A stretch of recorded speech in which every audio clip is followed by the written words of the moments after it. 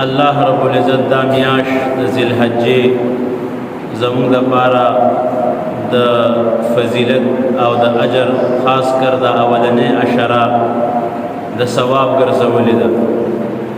اوس دې میاش کې به خاص کر په دې عشره کې زموږ دپاره څه پکار دی، زموږ دپاره د کم اعمالو کثرت پکار دی، زموږ دپاره د څه نه پرهیز پکار دی. په حدیثو کې د دې میاشتې او د دې عشرې ډېر فضیلت بیان شوی دی چې دا عشره الله رب العزت ته په اعتبار د اعمالو سره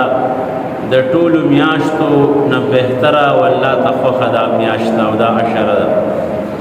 په دې کې د اعمالو کثرت، تسبیح، تحلیل وغیرہ، یعنی د الله ذکر کول، تقدیس، د الله پاکی بیانول، سبحان الله،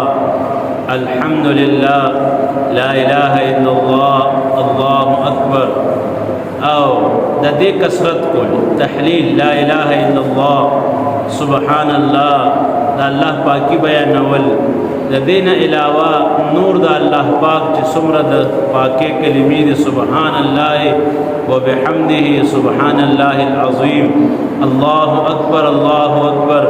لا الہ الا اللہ، الله اکبر، الله اکبر وللہ الحمد. دا کلمات په دې عشره کې د دې کثرت کول، اسم چلتے پھرتے اٹھتے بیٹھتے دا اللہ ذکر، ولا ذکر اللہ اکبر، دا اللہ رب العزت ذکر دا دا طول اعمالنا اچتے و غردے و اللہ تخوختے، ولا ذکر اللہ اکبر، دا اللہ ذکر بلند و بالا دے، دا اللہ ذکر اللہ رب العزت خپل ذکر، خپل پاکی، خپل وی بیانول، دا پاکی بیانول دا اللہ تډیر خوښ. نو خاص کر په دې لسو ورځو کې مونږ د الله پاک ذکر ډېر کوو، کثرت سره ذکر کوو. یو کله کړې کله نه کړې نه، بلکې د هر مانځه نه پس، د هر مانځه نه مخکې، جمعات ته راتلو په وخت کې، کار کولو په وخت کې، او خصوصا یو وخت متعین کول او د الله رب العزت ذکر کول، نوافل کول، د تلاوت اهتمام کول. دا عشره په اعتبار د اعمالو سره او الله ته د خوښوالي په اعتبار سره دا عشره الله ته ډېره خوښه.